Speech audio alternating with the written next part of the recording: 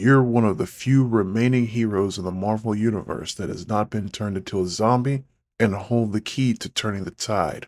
What do you do?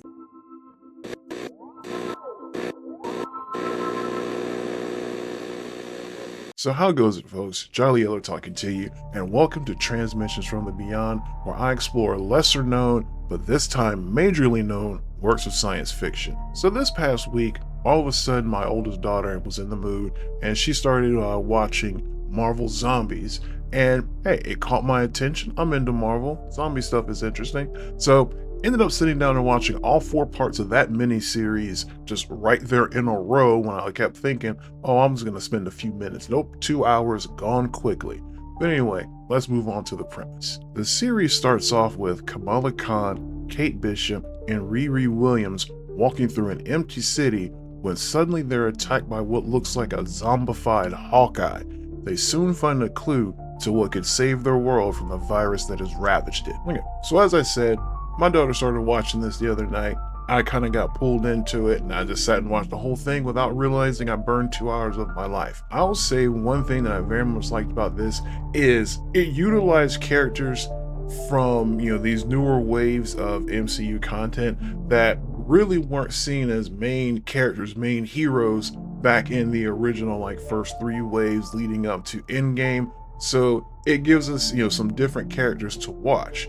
And not only does it give us some different characters to watch, but many of those fan favorites from the previous films, we actually kind of got to see suffer some ill fates. I'll just say it like that. Don't want to give away too much, but yeah, so I, as one who have not watched a whole lot of the Phase 4 MCU content, I've watched a couple of things here and there, but I'm not on top of everything and having watched every single bit that's out there.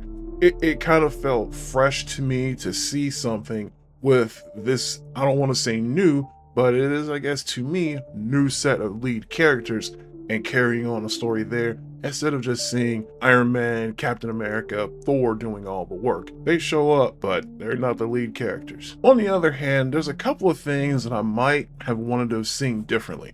First and foremost, I think the formatting was a bit kind of off-putting to me.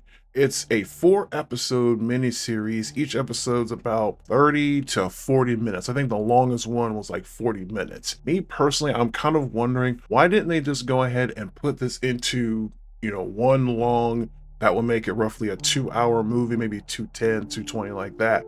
And honestly, as an animated movie, I feel like this Marvel Zombies that if they had put together into a movie could stand up to even some of the best DC animated movies that are out there.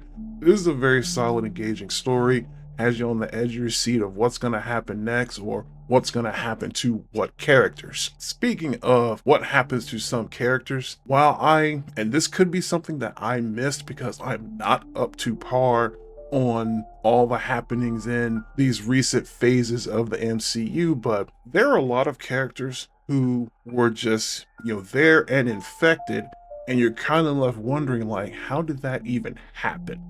So it's there's a couple of pieces that I can understand why those pieces were left out. They put a very big shock to the system to see oh my gosh, this is what happened to that entire nation.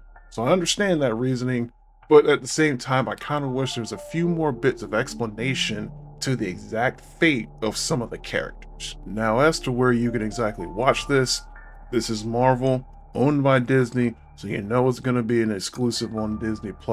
Thank you for taking the time today to listen. I'll be back as I continue to explore lesser known and sometimes majorly known works of science fiction. As always, keep exploring. Transmission over.